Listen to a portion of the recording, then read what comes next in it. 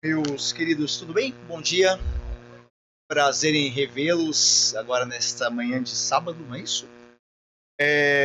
Nós agradecemos a Deus mais uma vez, né? Privilégio, prazer de falá-los agora também, como começamos ontem à noite. E também mais uma vez agradecemos o convite aí do pastor e reverendo Ítalo e do conselho da igreja também. Irmãos, nós vamos então a Ruth, nós vamos continuar aí nossa exposição, capítulo 2 então agora. Ruth, capítulo 2, eu peço a você que abra a sua Bíblia lá no livro de Ruth, capítulo 2. Ah,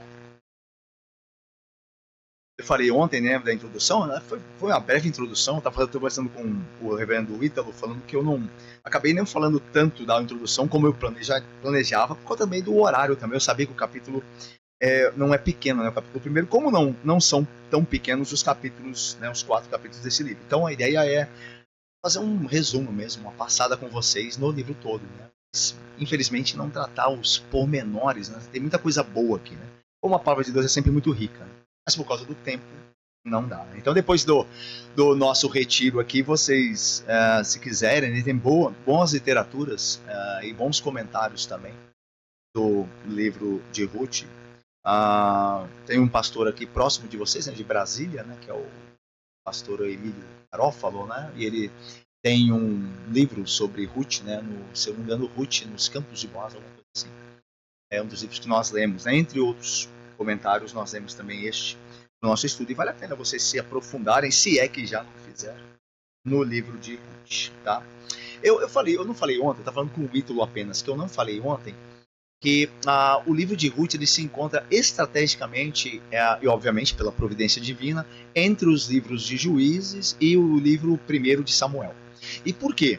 Porque você lembra que a última coisa que se nos diz no livro de Juízes é que naquele tempo não havia rei em Israel. Olha só, volta só para Juízes. Aí só fiz uma página só. Você vai ter o capítulo 21 de Juízes, que é o último capítulo de Juízes. Aí você vai ter o último versículo de Juízes, o versículo 25. Ok? Aí diz assim, ó. Naqueles dias não havia rei em Israel.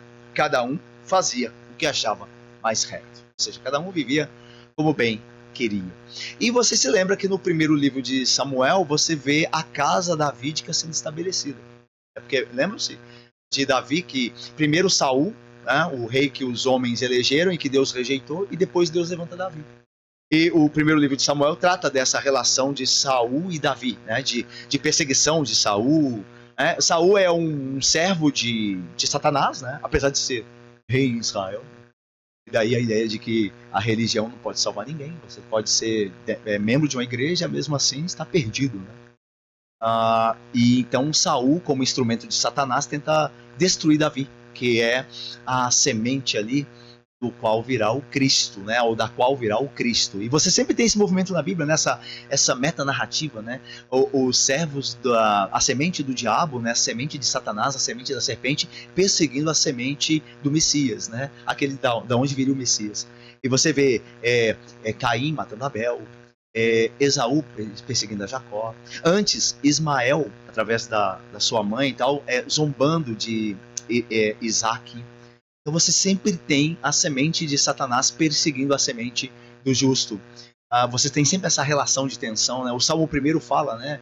Bem-aventurado o homem que não anda no caminho dos ímpios, né? O justo versus o ímpio. Então, depois você tem as nações, né?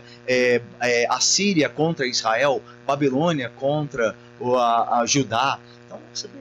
Depois vem Jesus, Cristo, aí você tem os fariseus, inimigos de Cristo, sempre tentando persegui-lo e matá-lo. Ali são servos de Satanás por toda a narrativa da Bíblia, tentando, de fato, impedir que venha o Messias. Tá? E depois se opondo a ele, obviamente, com toda a sua força, quando ele, de fato, aparece, quando ele se revela. Então, a ideia aqui é que Davi vai se levantar em 1 Samuel. E Ruth está no meio porque Ruth, o livro prova a providência de Deus em levantar um rei, que é o rei Davi. Quer ver? Eu vou falar disso, se Deus permitir, no final, mas só para vocês terem uma ideia, abram lá no final do livro de Ruth, que tem a genealogia nos últimos versículos do capítulo 4. Eu estava brincando ontem com o presbítero Joel, né, de spoiler, né, mas a Ruth vai casar com Boaz, que a gente vai conhecer, entre aspas, conhecer hoje, lá no capítulo 2. Aí diz assim, as vizinhas lhe deram o nome, versículo 17 do capítulo 4. Lhes deram o nome dizendo, a Noemi nasceu um filho. Eles chamaram Obed. Este é o pai de Jessé, pai de Davi. Então, o que está acontecendo em Ruth? O propósito do autor não é contar uma história de uma família, o drama familiar apenas, embora isso obviamente está no livro. Mas o propósito do autor, inspirado por Deus, é estabelecer como é que Deus levantou a casa de Davi. Como é que Deus está levantando um rei que o povo precisa. Lembra de Juízes? O povo não tinha um rei, e cada um fazia. Então precisa de um rei. Precisa de um rei. E aí então, Ruth vai mostrar a providência divina, que enquanto as coisas estão caóticas, Deus está trabalhando, mesmo que invisivelmente, preparando o rei que virá. E eu não consigo pensar nisso de outra forma também para nós hoje, que Deus está preparando o retorno do rei, que é Cristo. Mesmo num tempo nosso como um tempo de juízes, que cada um faz o que quer, que a barbaridade, a corrupção, a falta de fé dentro da igreja mesmo, a igreja corrompida, como você vê o povo de Israel corrompido em juízes. Mas não quer dizer que Deus se esqueceu. Não quer dizer que Deus não está trabalhando. Ele está providenciando a vinda do rei. Assim como nós também esperamos dos céus a vinda de Cristo. Então ele está trabalhando silenciosamente nas coisas ordinárias, pequenas coisas, até que venha o rei. E Ruth nos lembra disso. Enquanto é tudo caótico, Deus, no meio de uma família muito simples, tal, vai trazer ali o rei Davi, que é também aquele que há o precursor, né, ou aquele que aponta para o grande filho de Davi, que é o próprio Senhor Jesus Cristo. Lembra do evangelho dos evangelhos, onde, quer dizer, os relatos do evangelho, onde os oprimidos clamam por Jesus, chamando-o de filho de Davi. Tem misericórdia de mim, filho de Davi. Então, isso tem tudo a ver com o Senhor Jesus Cristo. O livro fala do Senhor Jesus Cristo, né, como a Bíblia toda aponta para ele. Mas então vamos ler então o capítulo de número 2, e aí nós oramos e começamos aqui a nossa exposição. Então diz assim o texto. Antes nós vimos. Olha eu, né? Vamos ver se a gente lembra algumas coisas aqui que a gente falou ontem. O livro começa com uma família, né? O relato de uma família, né? Vocês se lembram o nome aí do chefe da família? Qual que era? Elimelec. Significa o quê? Deus é rei, não é isso? El-Melech. Deus é rei, Elimelec. E a esposa, Noemi, que significava o quê? Doçura, muito bem. Agradável, isso aí. Muito bem. Os filhos. Começa a ficar difícil agora, tô brincando, né? Muito bem, não tem difícil pra vocês não, vocês são feras. Malom e Quilion. Malom e Quilion. Tem significado. Está aqui, ó.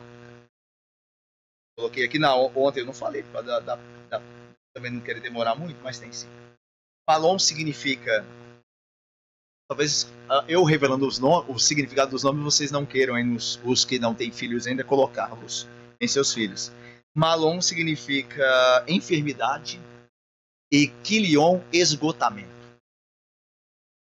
Enfermidade, Malom e Quilion, esgotamento. E agora a pergunta vocês... a vocês teólogos aqui de plantão, eis a pergunta. Por que dar o nome dos filhos com esse significado?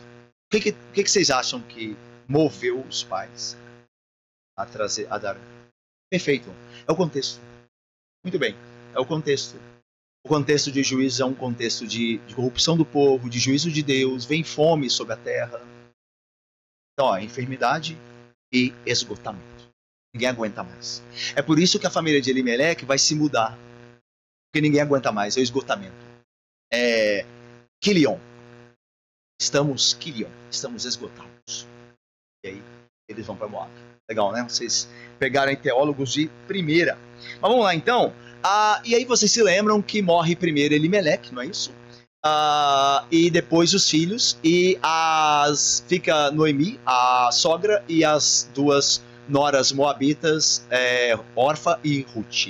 É interessante que antes de morrerem Malom e Quilion, eles ficaram ali em Moab 10 anos. E aí eu não falei ontem, mas eu me lembro aqui agora, é que vocês se lembram que ontem eu falei que a mão de Deus pesava sobre eles de várias formas por causa do pecado deles de abandonarem a terra da herança que Deus tinha dado a Israel. E uma das maneiras de Deus pesar a mão ali era a infertilidade das mulheres. Veja, elas ficaram casadas 10 anos e não tinham filhos. Então era uma maneira dentro daquele contexto, dentro do quadro todo. Não quer dizer que infertilidade hoje é a mão de Deus pesada, mas pode ser, tá? Dependendo se é pecado. Tá? Deus, a gente sabe que Deus não trata geralmente, né, assim. Pecado, enfermidade é pecado. A gente sabe que não é assim, né? Lembra lá do cego, né? Quem pecou primeiro, né? Quem pecou? Ele ou seus pais pecaram? E Jesus diz, nem ele, nem os seus pais. Embora ele seja um pecador, não há um pecado específico que o levou à cegueira. Isso aconteceu para que nele fosse revelada a glória de Deus, diz o Senhor Jesus Cristo. Então nem sempre essa matemática funciona, né? Enfermidade e pecado, nem sempre.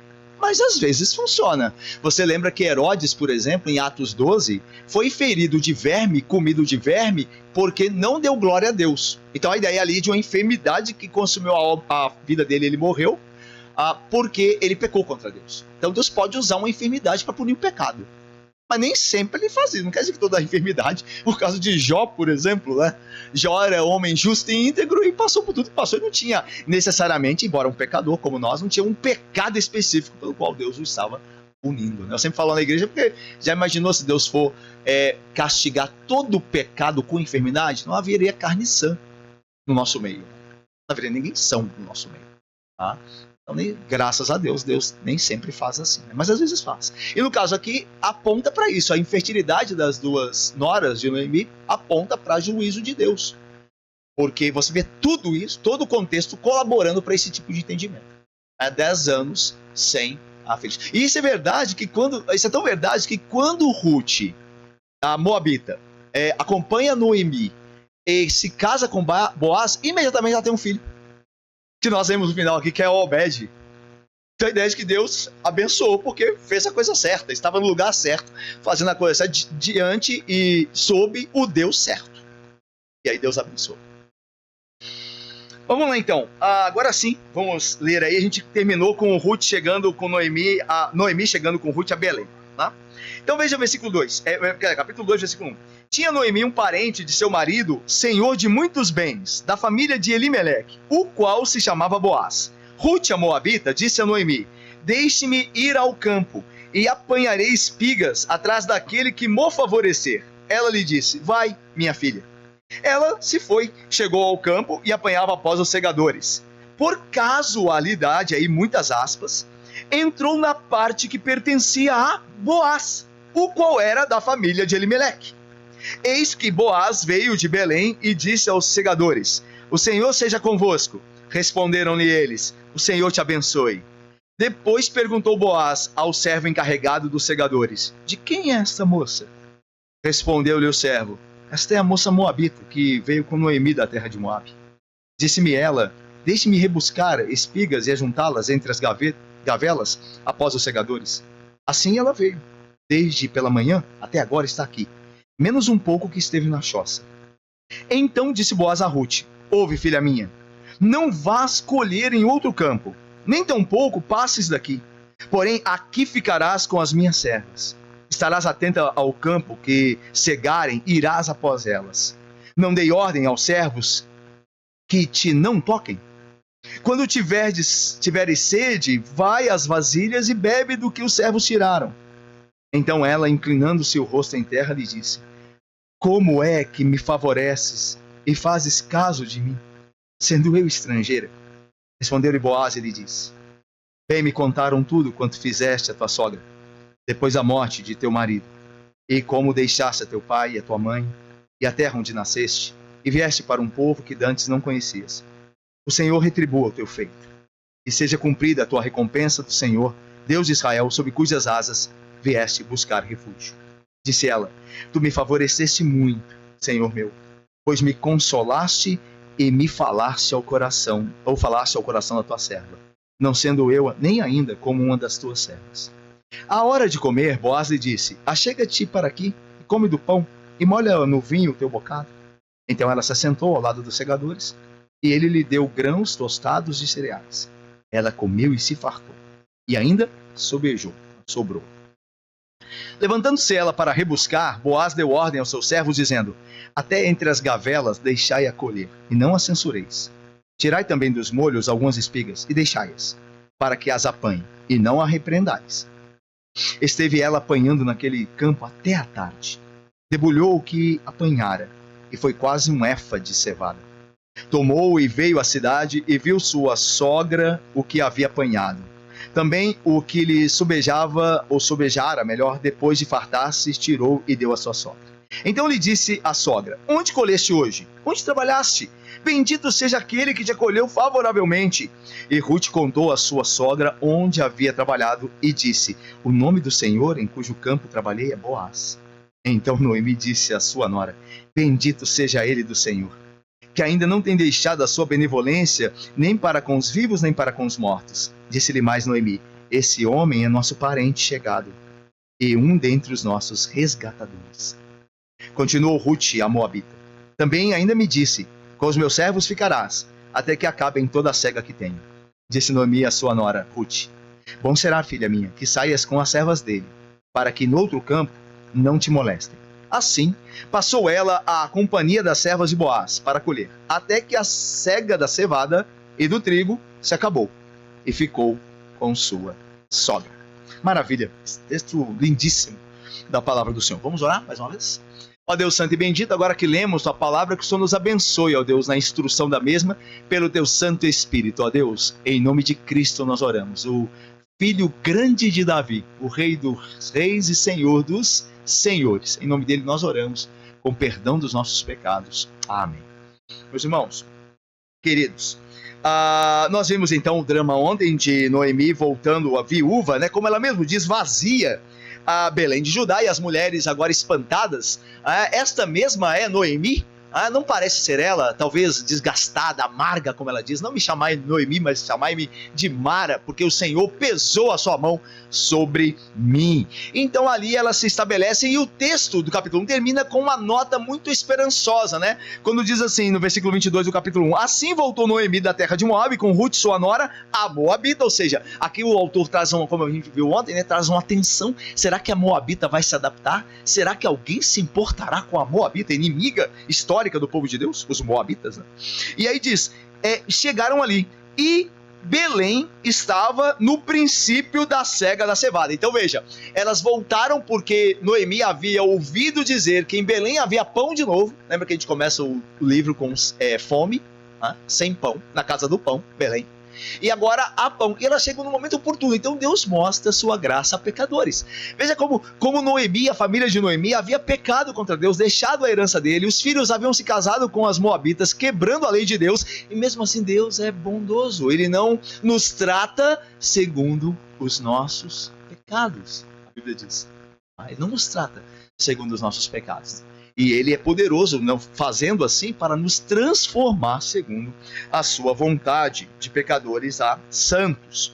E aí então, agora nós encontramos Ruth se dispondo a colher espigas ou grãos, cereais, no campo. Olha só o versículo de número 2. Passa-se um tempo, e pouco tempo, tá? Depois da chegada, porque veja que elas têm que se virar ali, duas viúvas, uma belemita e a outra moabita.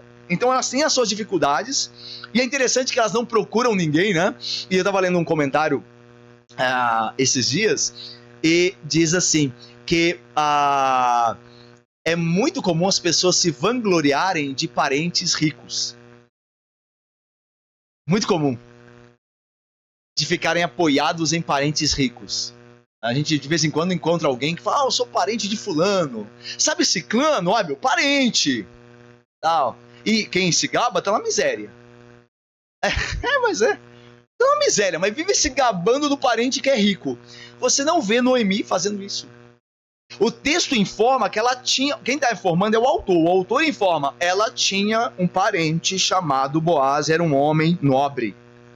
Mas ela não disse nada ainda. Só quando Ruth voltar do campo e dizer, o homem que me acolheu no campo dele, o nome dele é Boaz. Aí ela, eu já ouvi esse nome. Esse homem é parente do meu marido. É nosso parente. Porque ela estava tão amarga, né? Talvez ela tenha se esquecido disso. Mas o ponto é que ela não se valeu disso, e muito menos Ruth. A gente vai ver isso aqui. Olha só então o texto. Tinha Noemi um parente de seu marido, senhor de muitos bens. A ideia de muitos bens aqui não é só financeira, tá? É principalmente de caráter. A ideia de muitos bens é bens morais. É principalmente, embora Boaz fosse um homem rico, abastado, como nós de um campo. Era um homem rico, um homem influente, tanto que vocês vão ver lá no capítulo 4, quando ele vai tratar lá do resgate a Ruth, de se casar com Ruth e resgatar as propriedades da família de Noemi, que ele tem influência entre os juízes de Belém, que ele será louvado pelos anciãos da cidade. Então é um homem influente porque é rico, mas ele era um homem nobre. E é interessante que a mesma palavra hebraica usada aqui para Boaz é a mesma palavra hebraica usada para a mulher virtuosa de Provérbios 31. É a mesma palavra. É uma pessoa que tem alto padrão moral, a ideia de integridade. Tá? Então, essa é a ideia. Ele é um homem de muitos bens. Havia um homem em Belém de muitos bens, não só financeiro, mas moral. E é interessante, né? Como nós carecemos de homens assim, né? Porque você vê agora mesmo, essa semana agora, você viu, e eu também, um magistrado, um alto magistrado do nosso país, fazendo um gesto imoral. Gesto imoral. Mas veja, só para não ir muito para lados, questão de política, embora nós tenhamos, e não é pecado tê-los, viu? Não é pecado tê-los, né? Pecado é confiar na política como redentiva, né? Mas não é pecado você ter posição política, tá?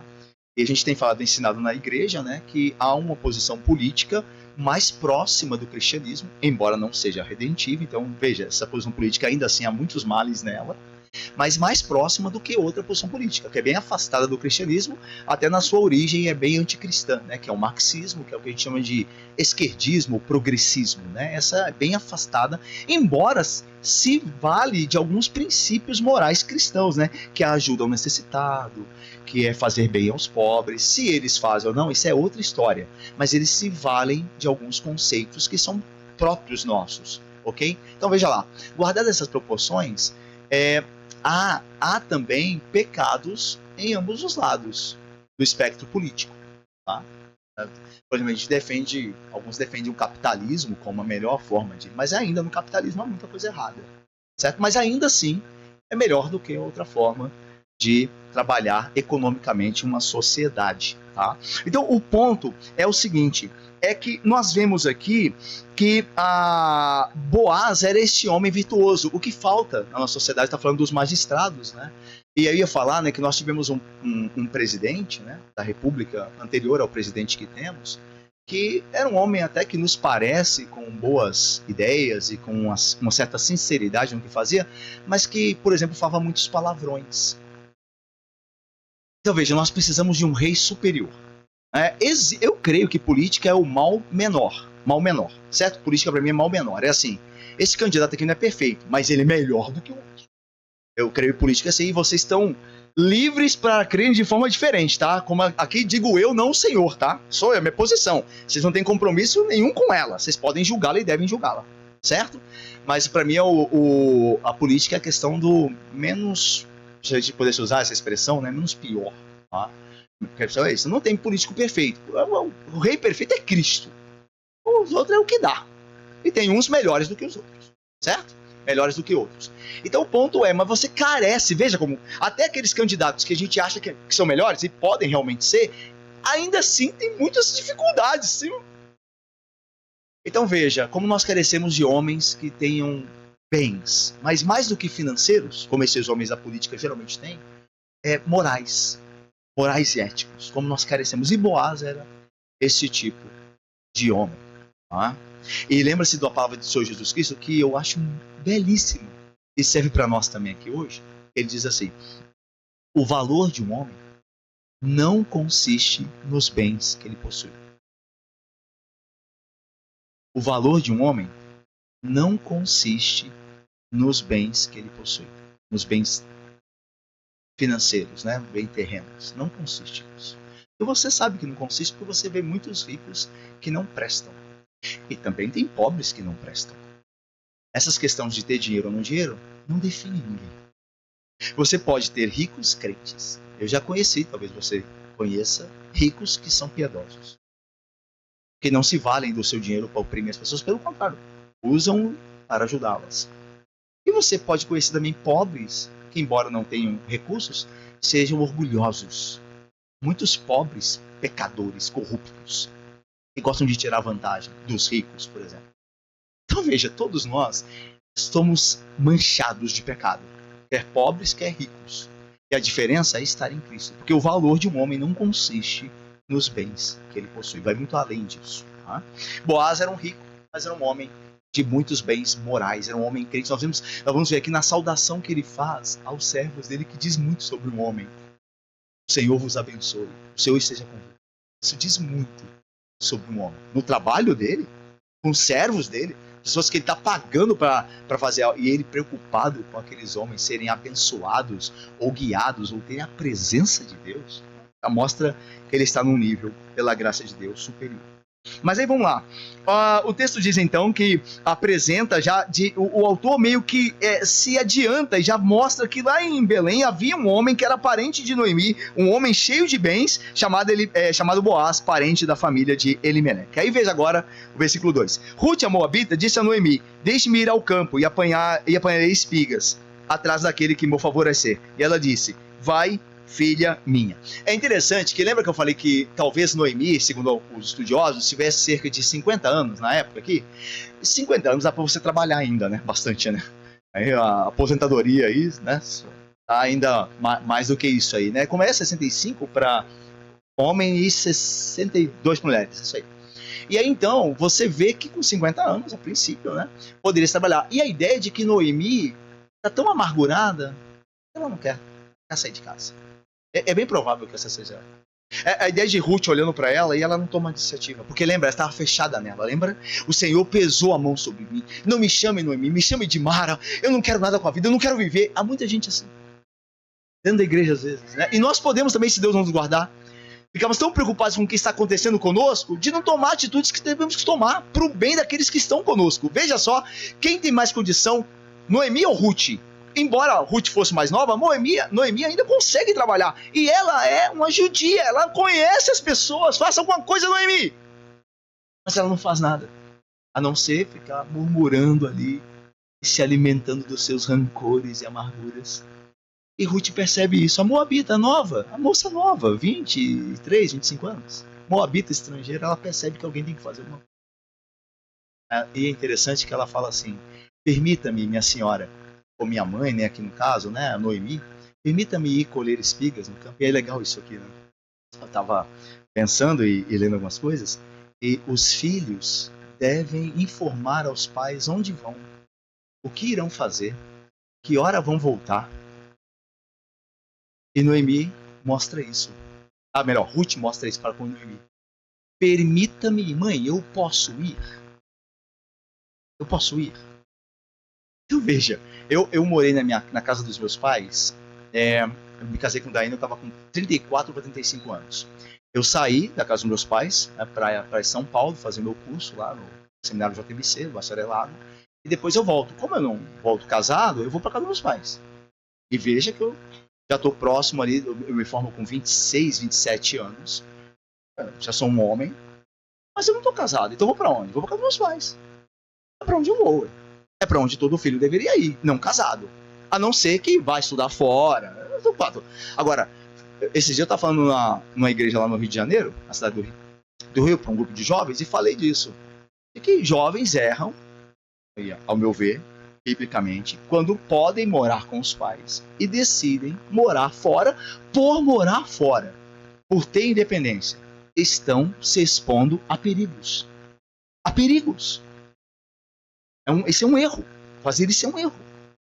Até porque os pais nós não teremos sempre conosco, ordinariamente. Eles não serão chamados primeiro do que nós. Então aproveitemos enquanto temos nossos pais. É sair de casa quando estiver casado. Fora uma situação, um contexto excepcional. Mas fora isso, viva com seus pais. E aí eu me lembro que eu demorei para sair de casa. E eu me lembro que, assim, ainda mesmo sendo um pecador como sou, né, e com as minhas dificuldades e tudo mais, eu tinha que dizer aos meus pais e minha mãe onde eu ia, para voltar. Mesmo com 30 anos, 31 anos. Porque eu estava na casa deles, eu comia lá, eu morava lá, a casa não era minha casa, eu ajudava em casa, mas era com pouco, quem bancava a casa era meu pai, seria uma desonra eu viver como se eu fosse dono da minha própria vida. Quando eles que me sustentavam, majoritariamente era o dinheiro deles, não era o meu. Então veja, filhos queridos, isso significa que vocês devem honrar seus pais, como diz o mandamento. Isso é também honrar os pais. Pais, pai, mãe, posso ir? O senhor acha que convém que eu vá? Que horas que o senhor acha que eu devo voltar? Ok? Isso é a palavra do Senhor. Vocês serão felizes como Ruth acabou feliz. Como Ruth acabou exaltada. Na descendência do Messias. É esse tipo de pessoa que Deus honra. Esse tipo de pessoa que Deus faz. E esse tipo de pessoa que será feliz. Vamos lá. Diz assim, deixe-me ir ao campo apanhar espigas, diz o versículo 2. Atrás daquele que me favorecer. É interessante que hoje a gente está vendo muito a questão de direito, né? O pobre acha que o rico deve alguma coisa a ele. Né? A gente vê políticas de governo que os pobres têm que ser cuidados a despeito de não fazerem nada. Eu não estou dizendo que todo pobre seja assim, por favor, hein? Eu estou dizendo que há geralmente nos países uma política em que você deve sustentar pessoas que não fazem nada. E que os ricos devem a essas pessoas. E não é a linguagem daqui, interessante, não é a linguagem daqui. Porque Ruth diz assim, pode ir minha filha, vá ao campo de alguém que vai te favorecer. E ela mesmo diz, né, olha aí, a Ruth diz, deixe-me ir apanhar espigas atrás daquele que me favorecer, que me aceitar no campo dele, porque o campo dele é uma propriedade privada, é dele. E eu não posso entrar lá e só porque eu sou pobre, achar que eu posso tomar tudo. Ele tem que me favorecer. Permita a Deus que eu encontre um Senhor amável, um homem querido, um homem bondoso de um campo, que me dê a oportunidade de trabalhar lá. É interessante que ela não quer ter os seus recursos sem trabalhar. É interessante isso. Esse aqui é o melhor, como fala, a melhor assistência social que talvez o Estado possa dar aos pobres, é dar condições a ele para que eles trabalhem. E veja que Ruth não foge disso, ela está querendo trabalhar, ela só quer a condição favorável para isso. Que Deus me conceda um homem favorável que me permita trabalhar. Tanto que o texto vai dizer que ela colheu até a tarde, a mulher mesmo do trabalho. E por isso também Deus a honrou, porque Deus honra o trabalhador. O trabalhador não ficará sem o seu sustento. Digno é o trabalhador do seu salário. Então você vê, né? Que a palavra de Deus é tão rica, né? Falando sobre questão de políticas sociais aqui, entre linhas. Mas aí veja lá, ela diz, vai filha minha, ou minha filha. Veja que ela, Noemi, apesar de tá bem amargurada, ela começa a ter alguns sinais aqui de melhora, né? Pode ir, minha filha. Chamando aí a Ruth como chamaram anteriormente, né? De filha. Então ela se foi e chegou ao campo e apanhava após os segadores. Aí o autor, ele brinca, assim, inspirado por Deus, o autor do livro, ele brinca conosco, dizendo assim, por casualidade, e quem é que lê o livro de Ruth e acredita em casualidade? Porque na obra toda você não pode acreditar em casualidade. Então o autor está sendo irônico conosco. Olha, e por coincidência, sabe onde ela foi parar? No campo do parente de Elimelec. Aquele parente de quem eu falei no versículo 1. É lá porque, por casualidade, por acaso, imagine, ela foi parar. Tinha tantos campos, ela foi parar lá. Então ele está sendo irônico aqui, né? Um recurso literário aqui, né? Fazendo o texto ficar mais gostoso. Não acredito, por casualidade, ela foi para lá. É a mão do Senhor que estava guiando ela.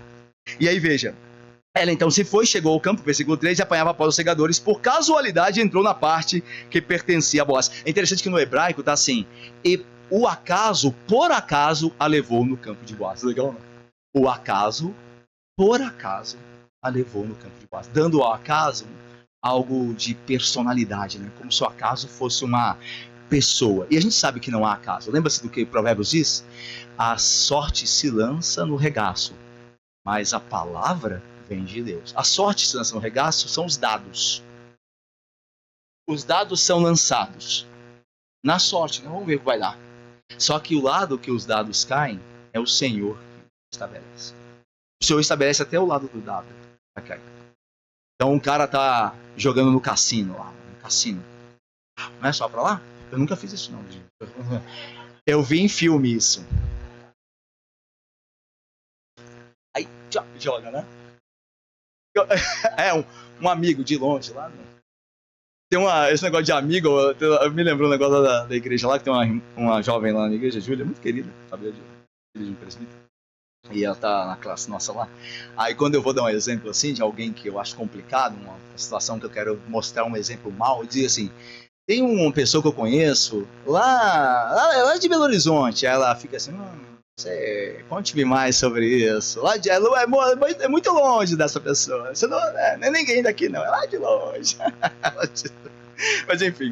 Mas enfim, aí voltando aqui, Deus, o cara lá no cassino jogando, e ele tá jogando e ele começa a ganhar. E aí você fala, Deus tá nisso? Tá. Porque Deus, como ele se esqueceu de Deus, esse idólatra do dinheiro e ganancioso, e acha que pode ganhar dinheiro sem trabalhar, que foi a ordem que Deus é ganhar dinheiro com trabalho. Então Deus está punindo ele. Punindo como? Permitindo que ele jogue. Permitindo que ele acredite na operação do erro, no engano. E Deus permite. E o pecado dele vai enrolando ele cada vez mais, até que ele perca.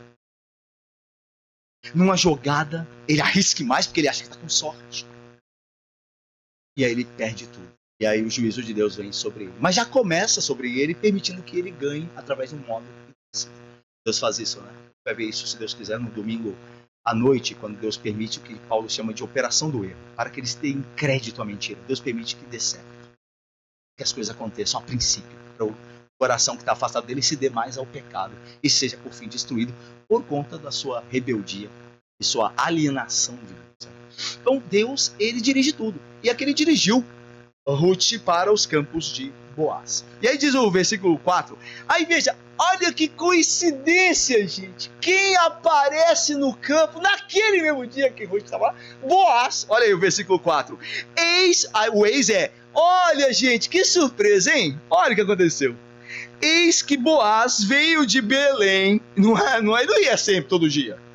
Embora dá a ideia de que era um senhor presente, mas não era todo dia. A mobilidade não era como a nossa, né? Tão prática. Eis que Boaz veio de Belém e disse aos segadores, o Senhor seja convosco. Responderam-lhe eles, o Senhor te abençoe. Isso já diz, eu lembro que eu falei, eu gosto muito dessa parte aqui. Lembra que eu falei que diz muito de um homem, como ele trata os seus empregados? Diz muito. Da fé que esse homem possui. Lá na igreja, de vez em quando eu lembro disso. E não que eu tenha acertado sempre nisso, mas Deus tem tido misericórdia de nós, né? É que eu aprendi com meu pai isso. Embora meu pai também é um pecador, como nós somos. Deus abençoou-lo para me ensinar nessa questão. Mas minha esposa sabe, nem sempre eu fiz assim. Eu tenho procurado fazer mais isso. Ficar mais atento a isso.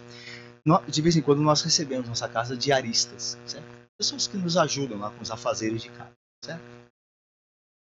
E às vezes nós nos portamos como essas... Não quer dizer que nós em geral. Nós nos portamos como se aquelas pessoas não existissem. Elas estão lá, mas elas não existem. Nós vivemos... A gente só lembra delas quando tem um negócio sujo ali, que ficou de limpar, e a gente fala, ó, não esquece de limpar isso. Já limpou. A conversa é só essa. E, por exemplo, a gente vai na hora de almoçar ou tomar café, aquela pessoa não é convidada. E muitas vezes eles nem aceitam, né? Muitas vezes eles mesmo não aceitam porque entendem lá a particularidade da família, aquele momento lá. Eles mesmo dizem obrigado, mas depois eu almoço. Mas nós nem lembramos deles. Nós não oramos por eles.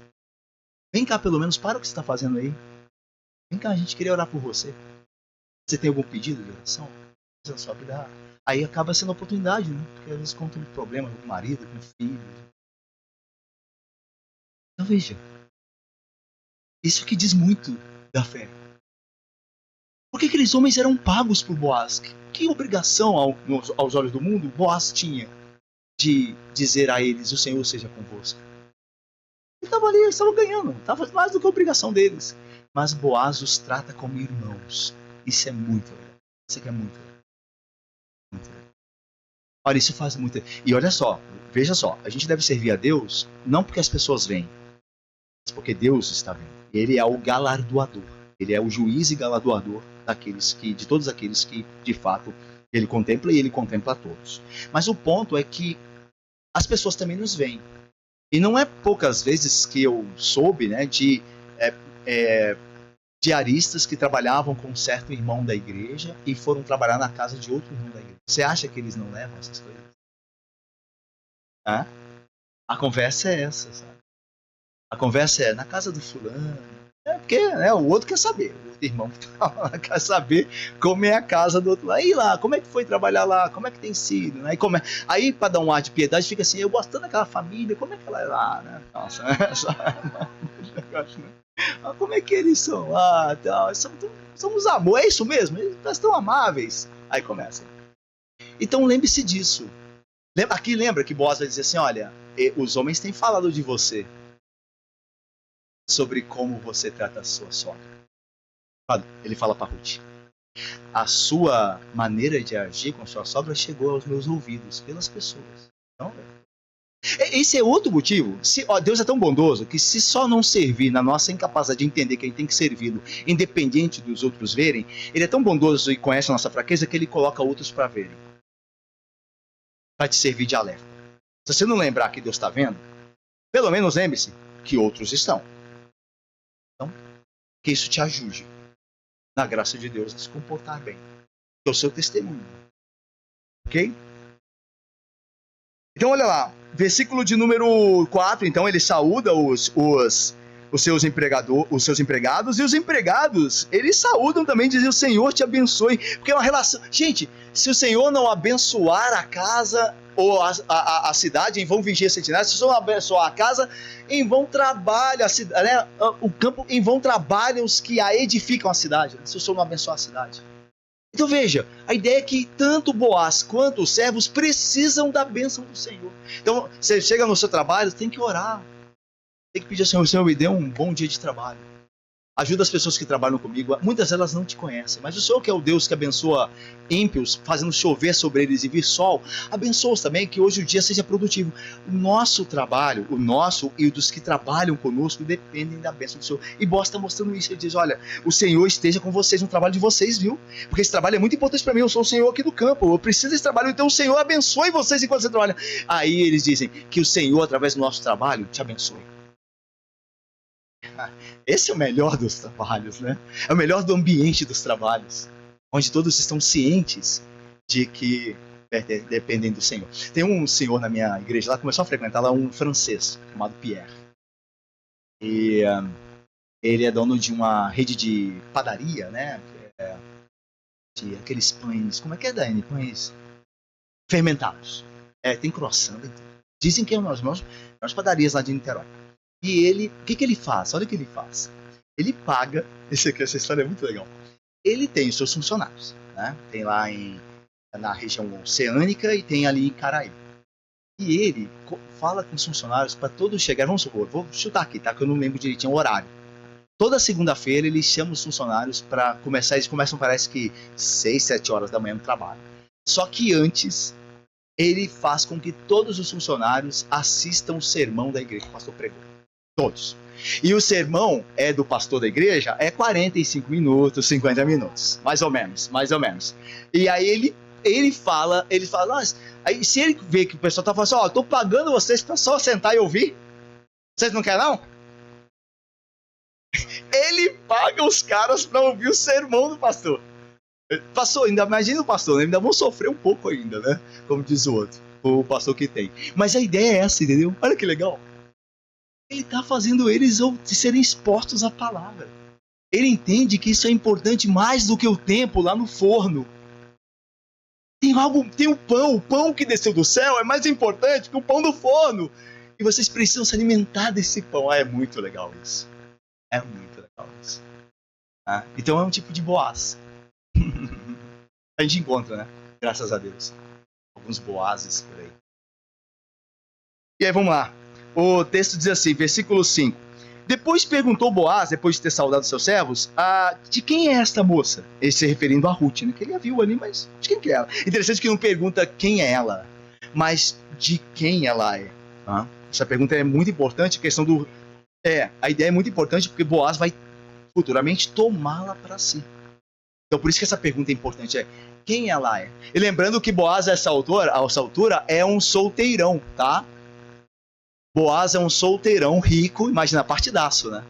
Solteirão rico, só que tem um problema, gente boa, um homem de muitos bens, diz lá, não só financeiros, mas principalmente virais, como moro clínico, muito bem. Mas olha só, a ideia é que Ruth tem um problema também, né? É que Boaz não tá pensando nisso, né? Em casamento nem nada disso. E nós veremos o texto. E Boaz também é bem mais velho que Ruth. Tanto que ele depois deixar isso claro, como a julga virtuosa por não ter ido correr atrás de moços. Mas está preocupado com a sogra dela. Ela está preocupada mais com a sogra dela do que com a vida. Um prazer que a juventude poderia proporcionar. Isso é muito legal, o relacionamento aqui dos dois. Mas vamos lá com calma, né? Por partes.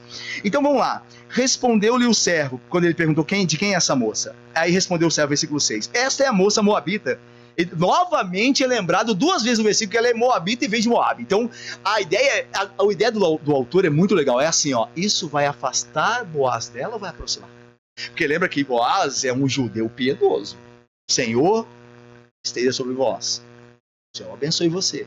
Piedoso. Ele sabe que Moab é inimigo de Israel.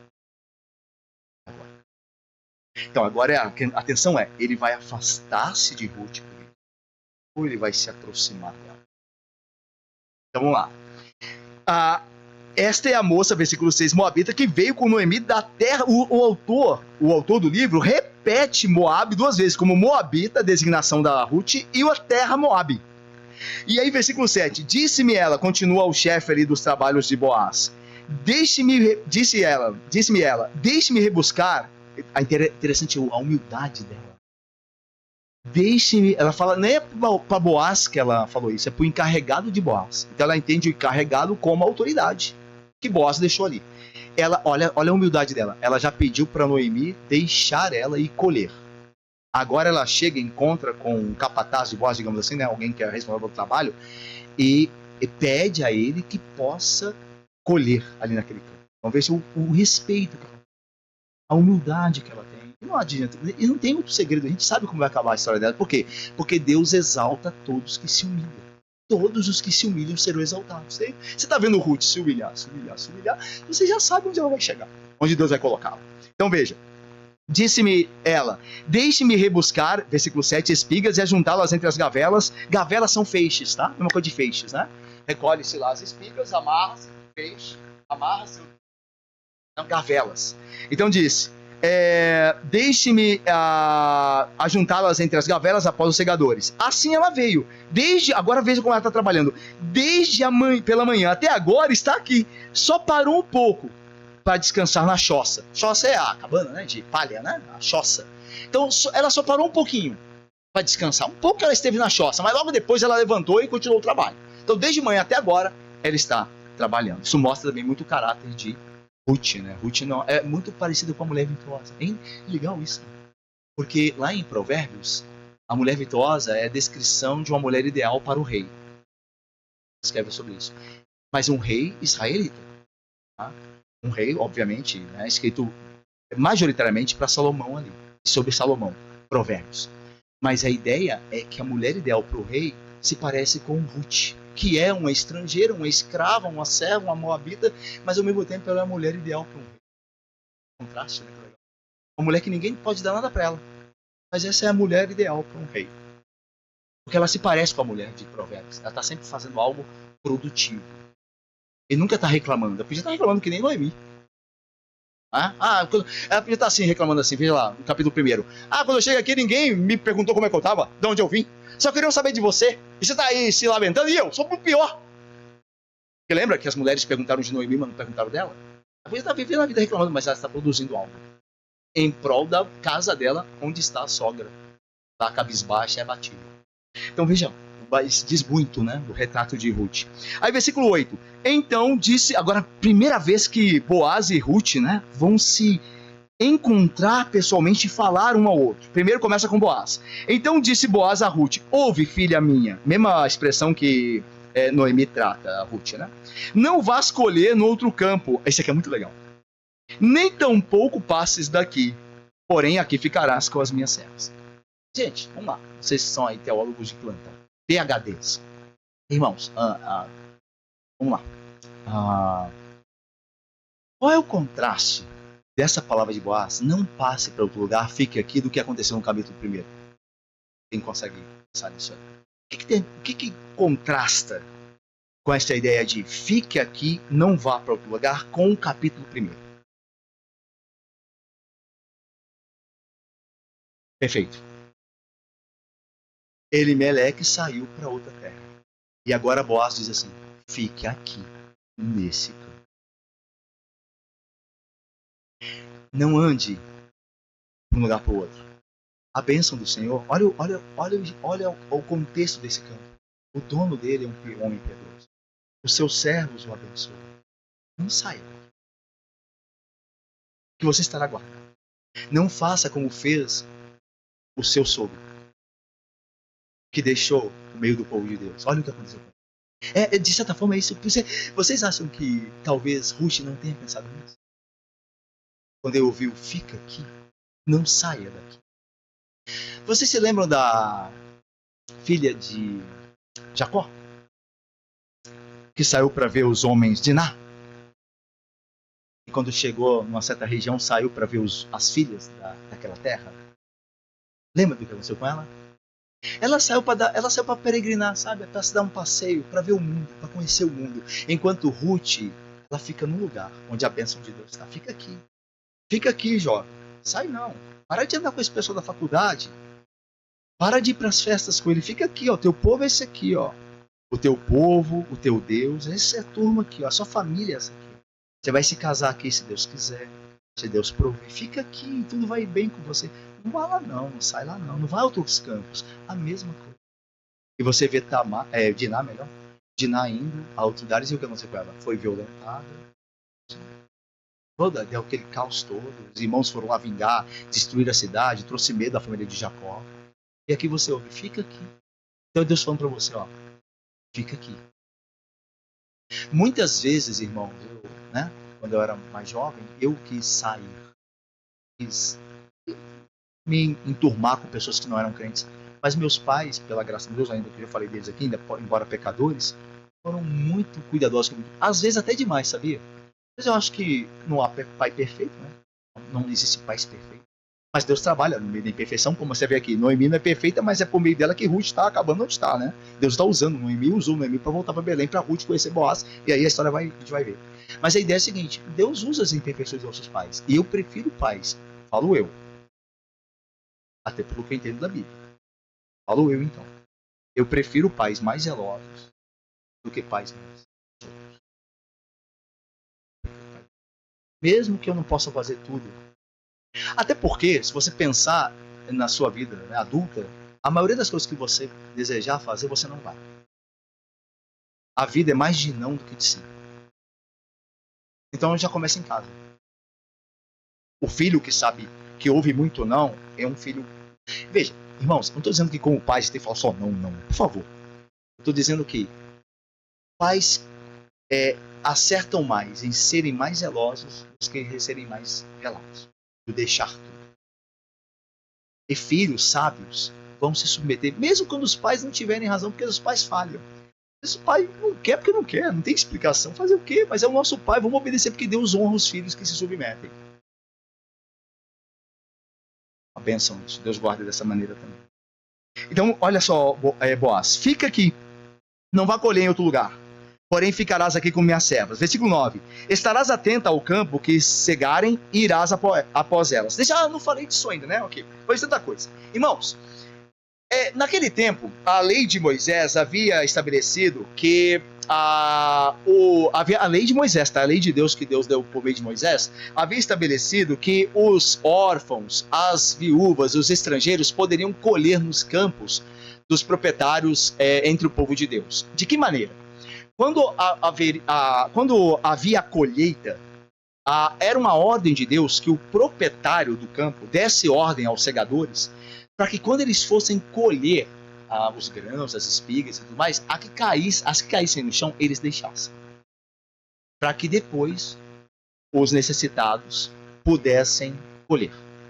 Então, veja, eles colhiam.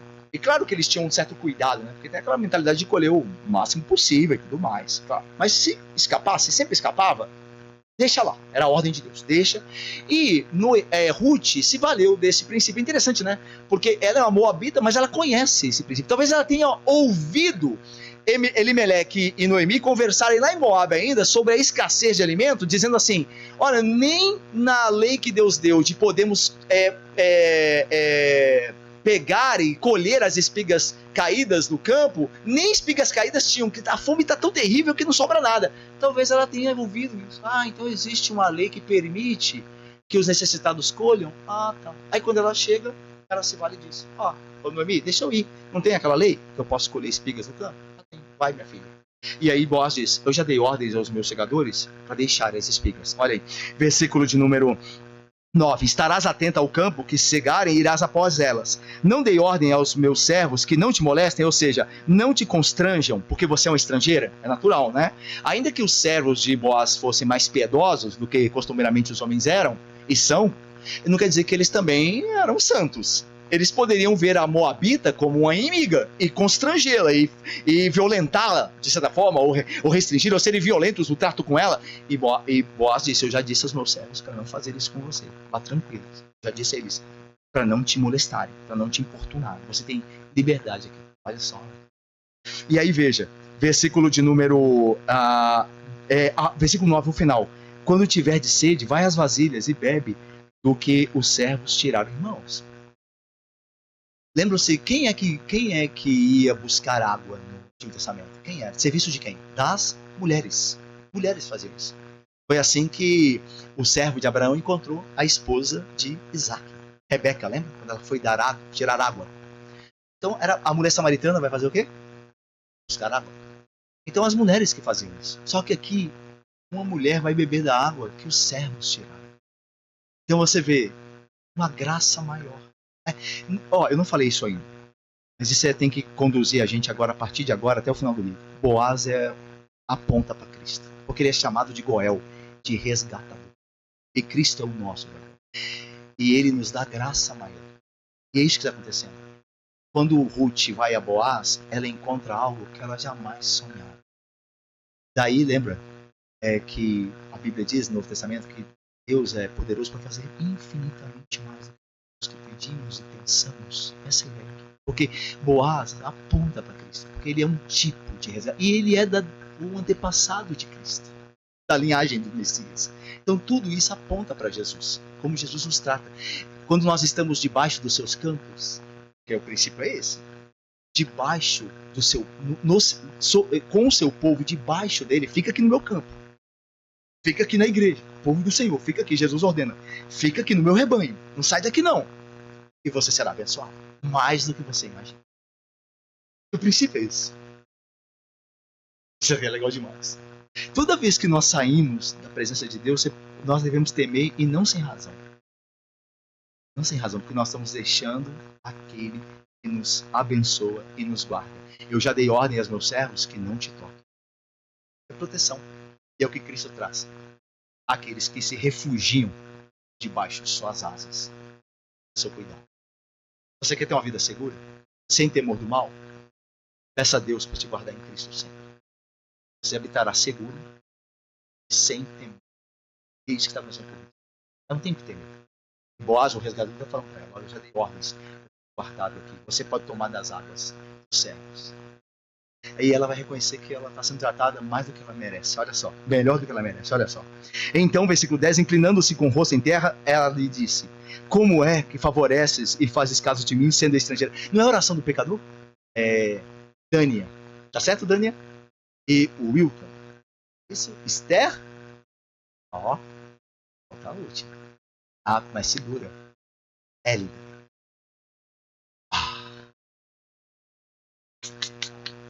C. C. Érica. Veja, não é a oração do pecador. A oração do pecador não é: tu me favoreceste, ainda que eu não seja uma filha do povo, filho de Deus. Um pecador eu sou, mas tu me tratas como filho. De Ruth ao resgatador. É a nossa oração a Cristo. Eu não merecia. O Senhor me trata como um filho, embora eu sou um pecador rebelde. Isso que é poderosíssimo. E aí veja, versículo 11. E agora Boaz vai dizer o porquê trata Ruth como está tratando. E aí tem uma diferença, né? Aí nós vemos que o amor de Deus é maior do que o amor de Boaz por Ruth. Certo? O amor de Cristo por nós é maior do que o amor de Boaz por Ruth. Porque Ruth, Boaz dá um certo motivo porque estava tratando Ruth. Olha, porque eu ouvi falar de você, você fez o bem, certo? Só que Cristo, o que ele ouviu de nós, o que ele tem visto em nós, é só o contrário. Então o amor dele é incomparável. Boaz aponta meio que obscuramente para Cristo, mas ele não é como pecadores. Perfeito. Então Boaz, ele fala de Cristo, mas como uma sombra imperfeita. O amor de Cristo vai além. Ele nos amou porque nos quis amar, ainda que, como disse nosso querido, ainda pecadores. Então é muito maior do que o de Boaz. Mas Boaz diz, olha, respondeu Boaz, versículo 11, bem me contaram tudo quanto fizeste a tua sogra, depois da morte do teu marido, e como deixaste a teu pai, a tua mãe, e a terra onde nasceste, e vieste para um povo que dantes não conhecias. Alguém lembra de um personagem do Antigo Testamento? Eu vou ajudar. Embora não precise ajudar, vocês são craques. Mas vamos lá. De Gênesis, que fez exatamente a mesma coisa. Abraão. Abraão fez a mesma coisa. Veja que essas palavras não servem para Abraão. Olha aí. Deixaste a teu pai e a tua mãe, a terra onde nasceste, e vieste para um povo que antes não conhecia. Abraão. A tua fé, Ruth, Moabita, é a fé de Abraão. E nós somos chamados filhos do pai Abraão pela fé. É legal, né? Então Ruth é uma irmã nossa, porque ela tem a fé de Abraão, nosso pai, o pai da fé. Embora ele não tivesse o sangue, ela tinha a fé. E o que importa é a fé, não é o sangue. Olha o que Paulo diz. Não é israelita o que é nascido da carne e do sangue, ou o que é circuncidado na carne, mas o que é de coração. O povo de Deus é o que é no coração, não da carne nem do sangue, mas é aquele que crê. Veja João agora reforçando e ratificando isso. Aqueles que creram, deu-lhes o poder de serem feitos filhos de Deus. Os que creram, não os que nasceram, os que não nasceram da carne nem do sangue, mas do poder de Deus. Legal, né? Aí você encontra Ruth. A sua fé, Ruth, é a fé de Abraão, que você fez. E olha só, as boas obras nada mais, nada menos são do que a fé encarnada. Eu li isso no Riley, J.C. Riley, no livro maravilhoso. Tem como título Santidade. Não sei se alguém já leu esse livro aqui. Santidade, do J.C. Riley. Esse livro é um dos melhores livros que eu já li. Esse livro me abençoou muito, até hoje tem me abençoado muitíssimo. Santidade, do J.C. Riley. Você procurem, acho que a editora mas procurem. E ele diz que as boas obras, ele vai usar santidade, né? Mas boas obras. As boas obras são nada mais nada menos do que a fé encarnada. Como é que você sabe que alguém tem fé? Você vê ela encarnada, boas obras. Porque aquilo você crê, você faz segundo o que você crê. Então a fé, as boas obras, são a sua fé encarnada. A sua fé evidenciada. E Noemi mostrou essa fé. E aí agora veja a questão da retribuição. Eu tento que horas?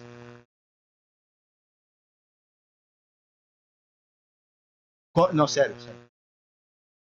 Não fala isso não. Vocês não me conhecem.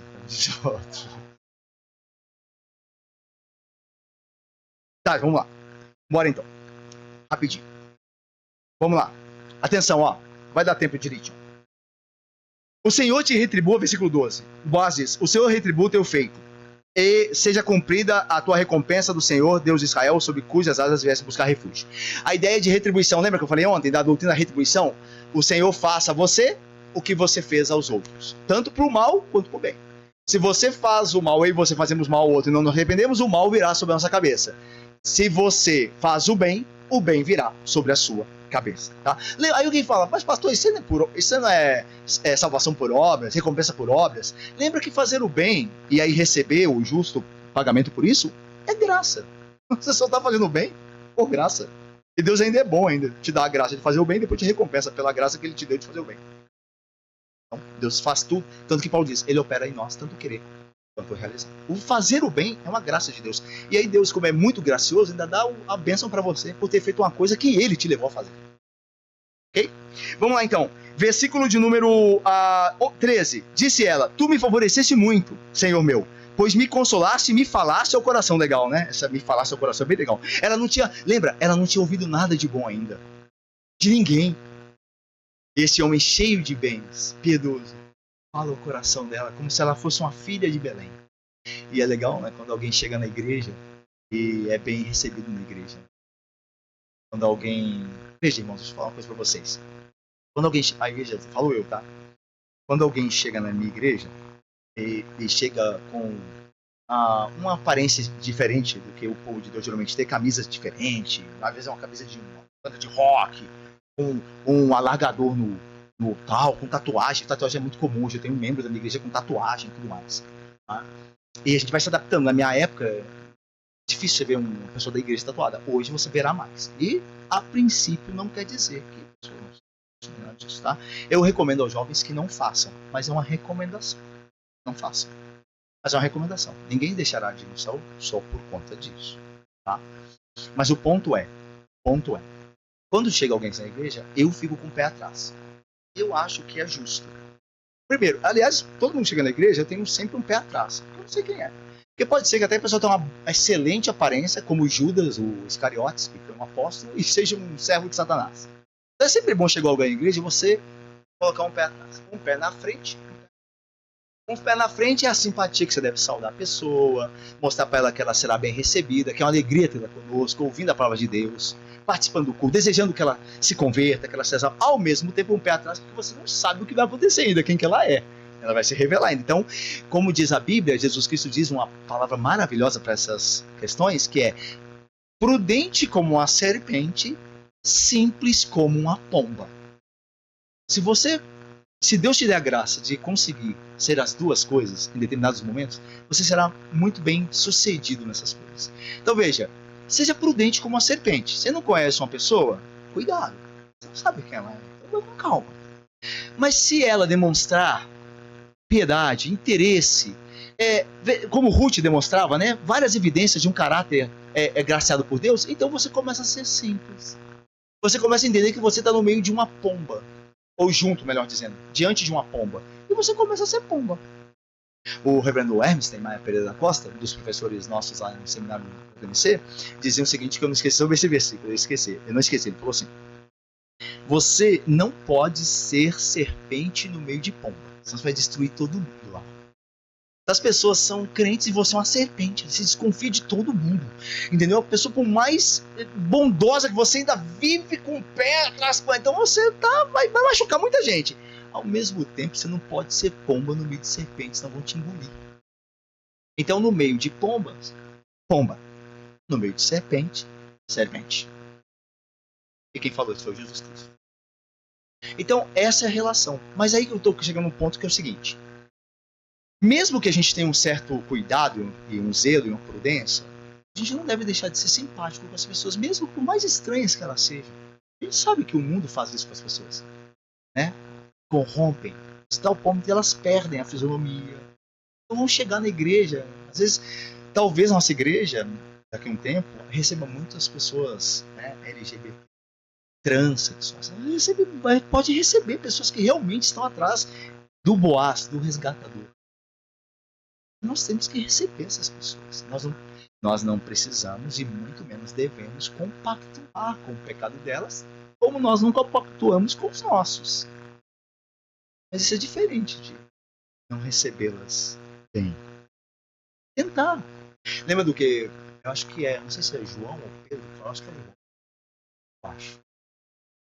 Mas a referência é a seguinte: que um apóstolo, numa das suas cartas, diz assim: quanto aos demais, às pessoas que estão fora da igreja, sede compassivos para com eles, detestando até a roupa que eles vestem.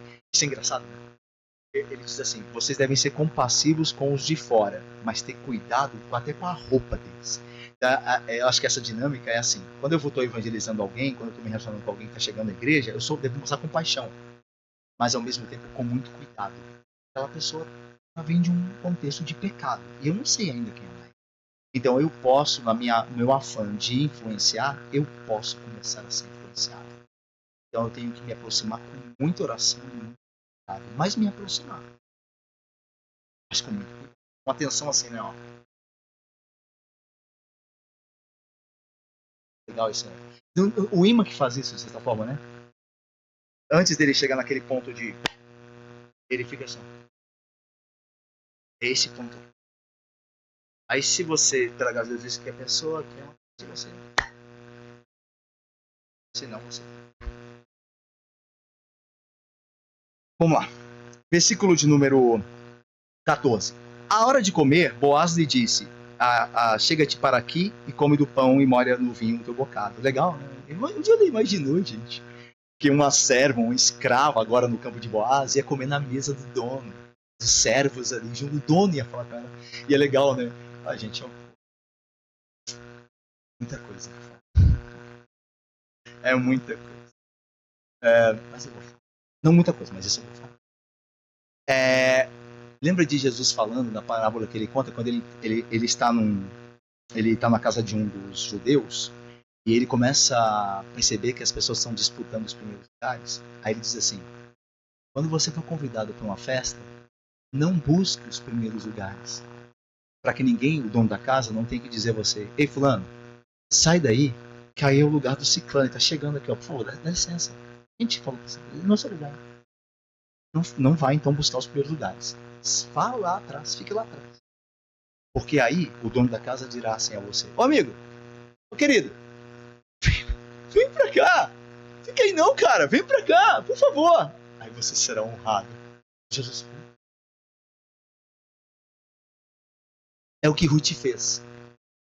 Veja, ela poderia ter se ensoberbecido, embriagado com as benesses de Boaz, que já tinha deixado ela, ó, falou pros servos: não toquem nela, hein? Então ela, ó, toque em mim não, hein?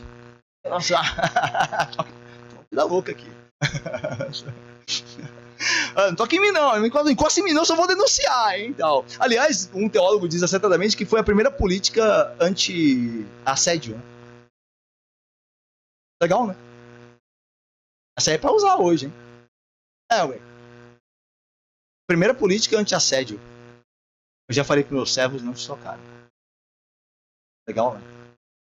Então o Antigo Testamento, a cultura patriarcal machista, opressora. Aí explica Boaz, então. Explica Boaz pra mim.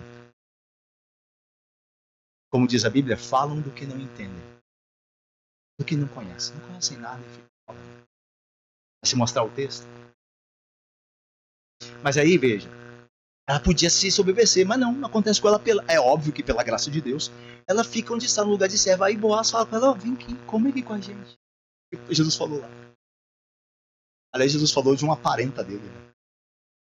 Podia ter falado assim, ó, como aconteceu com uma das minhas antepassadas, né? Ruth, a moda. Aí, então veja, a hora de comer era muito importante. Tá? Ninguém trazia gente pra mesa que não fosse a pessoa da comunhão. Até hoje é assim, né, gente? Hoje é mais um pouco liberado, porque você vai aquelas praças de alimentação, você come do lado de alguém que você nem conhece, né? Mas na sua casa, geralmente, vai quem você conhece, né? E muito mais nessa cultura aqui. Não se levava alguém à mesa que não tivesse comunhão, tá? Então veja, a hora de comer, Boaz lhe disse: chega-te para aqui, come do pão e molha o vinho do teu bocado, tal, não sei o quê. Ela se assentou ao lado dos segadores e lhe deu grãos, Boaz, deu da Ruth grãos tostados cereais, ela comeu e se fartou, ainda sobrou. Né? Levantando-se, a ideia de Cristo nos dá infinitamente mais, né? Ou seja, a ideia de sobrou. Então, é aquele do seu interior fluirão rios de água. Ela não só vai matar a sede dela, do interior dela, fluirão rios de água. Uma ideia de ela comer e sobrou. Levantando-se ela para rebuscar, mulher era uma trabalhadora mesmo, Ruth, não tinha tempo ruim, olha, ela acabou de comer, e é interessante, né, que eu vi um teólogo falando, muito legal, depois eu dou o teólogo que é, alguém falou, diz o teólogo, né, eu dou a referência, eu estava lendo ontem, e ele falou assim, que as pessoas devem comer para se fortalecerem para o trabalho, não por gula. É difícil aí nesse retiro, né? Eu confesso, aquele pão de queijo, bolinho de queijo. Tem um lá que parece, tipo, ovilho. Qual é que é o nome daquele? Biscoito. Gente, que delícia aqui. Mas vai ver isso aqui. As pessoas devem comer para se fortalecer para o trabalho, não por gula. E aqui, ó, terminando de comer, levantou-se para trabalhar. Porque gula é pecado, né, gente? Eu desculpa lembrar isso logo agora. Com a comida maravilhosa, né, os doces. Mas gula é pecado. Comer mais do que, né, necessitamos é pecado. A gente tá numa. Eu vou terminar aqui, tá? Depois, hoje à noite.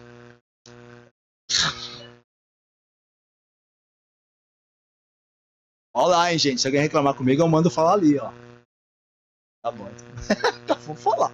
Tô brincando, mas rapidamente, ó. A gente vive numa cultura do mais que não satisfaz. E vocês obviamente vocês provavelmente já foram em churrascaria, né? Aí eu tenho levado, quando vai algum pretor na nossa igreja, eu levo numa churrascaria lá em Caraíra. Bem legal. Não é churrascaria não, é aquele que serve de tudo. Churrasco e outras coisas mais. E assim, aquilo, eu tava conversando com a Daiane, minha esposa. Aquilo ali não se torna uma experiência satisfatória. Aquilo é um sofrimento. Por quê? Pelo menos a minha experiência. Você não tem tempo de saborear nada. Nada. Você não precisa. Talvez você tenha mais controle do que eu. Legal. Bom pra você. Agora, eu creio que a maioria faz o que eu faço. A gente tá comendo e fica olhando as outras coisas passando. E não é. A gente tá comendo um negócio e a gente não sabe mais o que tá comendo. A gente tá olhando lá, que eu quero aquilo. Aqui, ó. Não, aquilo vira uma. Não, sério, faz mal. A gente termina assim, meio. Assim, sabe que você termina ansioso, assim, ó. Cara, aquilo é terrível. E essa é a cultura. A ideia é nos fazer crer que mais é o que vale. E não o pouco, mas o pouco saboreado, o pouco aproveitado, o pouco degustado, mas o mais, o ter mais. Mesmo que você passe mal. Eu tinha muita coisa. E esse é o perigo. Então, veja, isso aqui é muito legal, isso aqui. Ela comeu e levantou-se para. Se ela tivesse comido muito, ela se satisfez e passou para levantar. Boaz deu ordem ao seu servo, dizendo: até entre as gavetas. Ó, eu imagino que Boaz ficou olhando Ruth, o jeito dela se comportar na mesa. O negócio é um nome. Peraí, agora que você não vai falar mesmo, né? Ai. Luiz! Luiz, sabe o que eu lembrei, Luiz? Que ontem eu perguntei o nome do Luiz na hora do, não sei se é do almoço, do café da manhã. Ele falou assim: eu falei, me dá a primeira letra. Ele começa com Lu, termina com isso. Aí eu lembrei disso. Aí eu, vou ver se eu acerto, Luiz. Mas olha só, Luiz, meu querido irmão, eu tava falando de Ruth, Boaz olhando Ruth. Ele falou: ó, você pode recolher, meus servos, eu te dei ordem, meus servos, para não tocar em você. Aí ela tá lá quietinha no canto dela. Aí ele diz: vem pra cá. Eu fico imaginando ele olhando ela, a maneira singela dela comer. Aí quando ela sai para levantar, já ir logo para trabalhar, vê que ela é uma pessoa que não quer abusar de ninguém. Ela não quer abusar do rico, ela quer trabalhar. Aí ele vira pros servos e diz assim: ó, vocês não vão só deixar as espigas lá caídas, não. Vocês vão deixar ela colher nos feixes. A lei não diz isso. Ele está indo mais do que deveria. Colher entre os feixes é colher nas espigas boas, que já foram preparadas para serem debulhadas depois. E ele diz: ela vai colher lá também. Isso aqui é maravilhoso. Deixa eu te falar uma coisa: não é natural que a gente, quando a gente vê que alguém não quer abusar da gente, a gente começa a se abrir para a pessoa abusar? Mas quando alguém quer abusar de você, você se fecha. Eu me lembro de um amigo que. Um amigo, meu irmão. A gente era adolescente. Embora eu não gosto muito, mas é só eu. Não gosto muito dessa designação adolescente. A gente era jovenzinho e ele foi lá em casa. E a primeira vez que ele estava lá em casa era na igreja lá de São Paulo, igreja do Centenário. Aí ele foi na minha casa. É a primeira vez que ele chegou na minha casa, tocou a campanha. A gente foi pra cozinha. Na hora do do almoço. Aí eu sentei na mesa, ele passou da mesa assim direto e abriu a geladeira. Aí eu na hora. Aí eu, tá sendo gravado aqui? Tá, né? Só o nome que eu vou.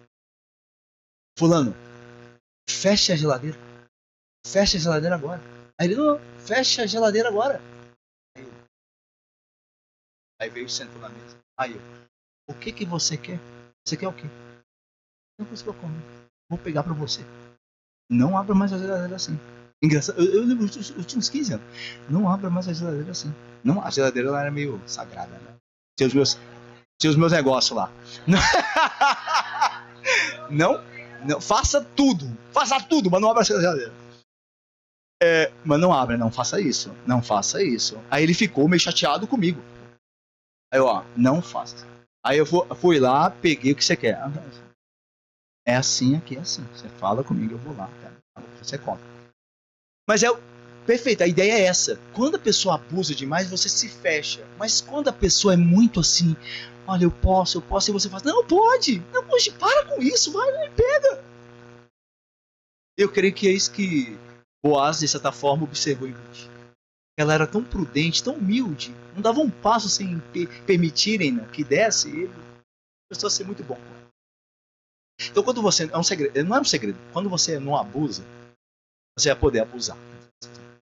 Quando você não abusa, você será, de fato, dado muito mais do que você pretendia. Legal. Então veja aí, agora a Ruth vai voltar para casa. Ela colheu quase, esteve versículo 17. Ela esteve apanhando naquele campo até tarde, debulhou o que ele apanhara, foi quase uma efa de cevada. Efa era a medida antiga para secos, né? Grãos, cereais. E aqui é cerca de 25, traduzindo para nossas medidas, 23, 25 quilos. Então é muita coisa, né? Muita coisa. Assim, impensável. Para um dia de trabalho, impensável. Ela só voltou para casa com mais do que ela imaginava. E aí aponta para o que nós temos em Cristo, né? Ele nos dá muito mais, muito mais. Quando nós estamos debaixo dos seus campos, né? Dos seus cuidados. E aí veja o versículo de número 18. Tomou e veio à cidade e viu a sua sogra, o que havia apanhado, também o que lhe sobejara depois de fartar-se, tirou e deu à sua sogra. Está compartilhando, né, com a sua sogra o que sobrou também. Então lhe disse a sogra, Noemi, onde colheste hoje? Onde trabalhaste? Então, filhos, queridos, adolescentes, quando seus pais disserem, onde você estava? Onde você foi? Não tem nada a ver com minha vida. Não, faça como o Ruth fez. Deu o relatório lá. Olha, eu fui no campo. Os pais se preocupam conosco. Eu já vi filhos muito revoltosos com os pais porque os pais não ligavam. Não ligavam.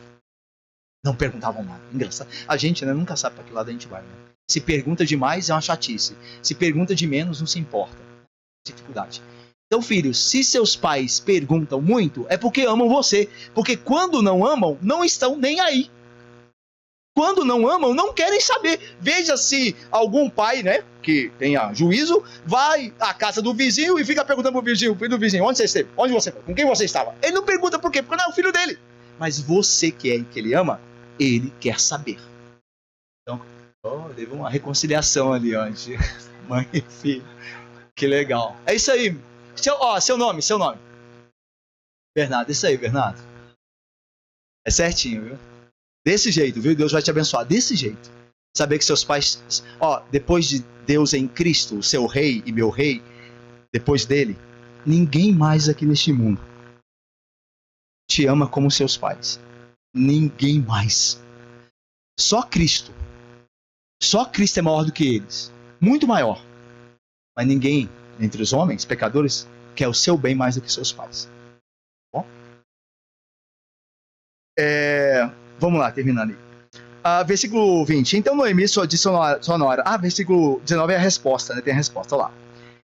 Noemi diz, bendito seja aquele que te acolheu favoravelmente, né? Novamente a ideia de bendito, favoravelmente é o recede. Lembra aquela palavrinha recede de bondade, misericórdia, fidelidade? Favoravelmente aí é uma tradução de recede, tá? Então, bendito aquele que te acolheu tão bondosamente, tão misericordiosamente, aqui traduzido como favoravelmente. Essa palavra recede é muito importante no texto, como já falei com vocês. Né? E Ruth contou a sua sogra onde havia trabalhado e disse, agora vem. Agora que vem o ponto para o próximo capítulo à noite, né, do 3. Vai revelar a Noemi a pessoa de Boaz. O nome do Senhor em cujo campo trabalhei é Boaz. Então Noemi disse à sua nora: bendito seja ele do Senhor. Aí veja, que ainda não tem deixado a sua benevolência para com os vivos, nem para com os vivos, nem para com os mortos. De quem que ela está falando? De Boaz ou do Senhor? E o texto pode, né, ser um de outro. Provavelmente do Senhor. Por que do Senhor, Yahvé? Porque Noemi diz assim: ainda não tem deixado. E na verdade, Boaz está mostrando a primeira das boas intenções e benefícios para com a família de Noemi. Mas o Senhor tem mostrado sempre. Então, ainda não tem deixado a sua bondade, recede, benevolência, para com os vivos, nem para com os mortos. Então é do Senhor que ela está falando, tá? Porque o Senhor continua guardando os seus até o fim. Disse-lhe mais Noemi. Você vê que Noemi está mudando, né? A compreensão dela, de mão pesada. Deus começou a mostrar que ele é um Deus amoroso, que ele prova, sim, ele corrige quando é em pecado, mas quando há boa vontade, arrependimento, correção, Deus abençoa também. Disse-lhe mais Noemi: este homem é nosso parente chegado, e dentre os nossos resgatadores. Continuou Ruth a Moabita. Também ainda me disse, Ruth disse a Moabita: com os meus servos ficarás até que acabem toda a cega. 2 meses, tá? A colheita durava 2 meses. Disse Noemi à sua nora, Ruth: bom será, filha minha, que saias com as servas dele, para que no outro campo não te moleste. Então Noemi começa a aprender que é bom ficar no mesmo lugar, né? Ela não tinha feito com isso, mas ela começa a aprender que, ó, a gente apanhou muito quando a gente saiu daqui, fica no campo dele mesmo, tá? E assim passou ela a companhia das servas de Boaz, para colher até que a cega da cevada de trigo acabou. Passaram os 2 meses. E ficou com a sua sogra. Rapidamente para terminar, então, muito importante, ele é um parente próximo e um resgatador. 2 coisas. Parente próximo, a lei em Levítico dizia, a lei de Moisés, que quando um parente perdia suas posses por causa de dívidas, um parente próximo, rico, não era só um parente próximo, tinha que ser parente próximo e rico, porque tem que ter dinheiro para resgatar as terras da pessoa que teve que vender por causa da dívida. E se essa pessoa, esse parente, tivesse que se vender, vendeu as terras todas, não pagou a dívida, agora ele tem que se vender como escravo. E o parente próximo, se fosse rico, poderia resgatar essa pessoa e deveria fazê-lo se tivesse condição, porque ele tinha que preservar a família, o clã. Lembra que Deus é o Deus das famílias, é o pai dos filhos. Para Deus a família é coisa sagrada. Então a importância do parente resgatador. E Boaz é um parente resgatador, porque ele está próximo. Então veja, tem uma viúva, tem 2 viúvas da família dele que estão necessitadas e ele é um parente que pode resgatá-las. A gente vai descobrir no capítulo 3, se não me engano, ou 4, que a Noemi ainda tinha umas terras ainda, que estavam a usufruto de outras pessoas, que tinham que ser resgatadas porque eram de Elimeleque. Então ele vai tratar tudo isso. E outra coisa, ele também é um resgatador no sentido de um levirato. Como a Ruth é da família de Elimeleque por Malom, o marido que morreu, e ela não tem descendentes, o levirato diz que o parente homem mais próximo, no caso o levirato era um irmão, mas no parente não havendo irmão, como não havia, no caso da família de Noemi, o parente mais próximo tinha que resgatar essa mulher e ter um filho com ela para levantar descendência ao falecido. Então agora, Noemi, a Ruth fica sabendo que esse Boaz que ela conheceu agora é um possível resgatador. Alguém que pode mudar a vida dela completamente. Só que aí tem um ponto final. Ela trabalha no campo de Boaz 2 meses, que é o mês da colheita da cevada, dos cereais. E aí termina o trabalho. E não acontece nada. Nessa ideia aqui, o autor já vai começar a trabalhar uma problemática que vai aparecer no capítulo 3, uma dificuldade. Parece que tudo dando certo, né? Você está lá com o Boaz, ele é o resgatador, vamos ficar, vai dar tudo certo. Ele é um resgatador, ele pode ajudar a gente, pode transformar a vida da gente. Mas aí passam-se 2 meses, acaba a colheita, não acontece nada. Qual que é o problema? Por que Boaz faz isso? Ele não sabia que Noemi era mulher do falecido Elimeleque, de quem ele era parente? Ele, como piedoso, ele não conhece a lei do levirato, do resgatador? Ele é tão piedoso, por que ele não fez nada? Isso vai mostrar que, de fato, tem uma problemática no capítulo 3 que Noemi vai tentar resolver, de maneira muito astuta, muito ágil. Ela vai até resolver, acertando as coisas. Mas é interessante a posição de Ruth. O que Ruth faz? Ela fica com a sua sogra. Isso aqui é muito legal no texto final. Porque, veja, ela poderia falar assim, e eu acho isso fantástico. Ela poderia falar assim, Deus não vai mudar minha vida. Eu esperei demais, né? Eu pensei que esse homem ia me resgatar. 2 meses. No primeiro dia, ele foi tão bondoso comigo. Tudo apontava para ele me tomar como esposa e ser o nosso resgatador, mas não aconteceu nada, ele não falou mais nada. E agora o trabalho acabou. Eu posso nem ver esse homem mais. Então é melhor eu ir para outro lugar. Olha, o Ruth, ou Noemi, melhor, minha sogra, eu tô voltando para Moab, viu? Tchau. Eu tentei, eu fiz de tudo. Eu tentei, viu? Eu fiz de tudo. Mas não vai dar certo. Mas ela continuou com a sua sogra. E eu vou terminar assim, ó. Vocês se lembram que da promessa de Ruth a Noemi no capítulo 1? Onde estiveres, ali estarei eu. E onde você for sepultada, ali eu serei sepultada. Mesmo as coisas aparentemente não dando certo, Ruth permaneceu com a sua sogra. Veja, a fidelidade que Deus tem à sua aliança é a fidelidade que nós devemos ter às nossas alianças. Com o nosso marido, com a nossa esposa, com os nossos pais, nossos filhos. A mesma fidelidade. Eu não prometi você que só a morte ia me separar de você? Então veja, as coisas não estão dando certo. Pareciam que ia dar, mas não aconteceu nada. Mas eu vou continuar com você, como eu prometi. Isso aqui é muito legal. Que Deus abençoe. Amém. Vamos orar? Ó Deus santo e bendito, muito obrigado. A sua palavra, Deus bendito, é riquíssima. Ela não tem fim, porque é o conhecimento do Senhor. E quão profundo é o conhecimento do Senhor. Obrigado, Deus, pelas delícias da tua palavra, Deus. E abençoa aquilo que ouvimos acerca da fidelidade bondosa, da qual Boaz foi um executor, mas que aponta para aquele que é maior, o resgatador maior, como nós vemos e veremos, Cristo Jesus. Obrigado pelo nosso resgatador. Nós não éramos dignos de comer da mesa do Senhor, de nos aproximarmos. E Ele mesmo assim dignou-se em nos aceitar por sua grande misericórdia, amor e graça em sua obra redentora. Se nós louvamos ao Senhor por teu Filho amado, nosso Rei Salvador, Jesus Cristo, o grande resgatador. Assim nós oramos com perdão dos pecados, em nome de Jesus. Amém. Abençoe, irmãos.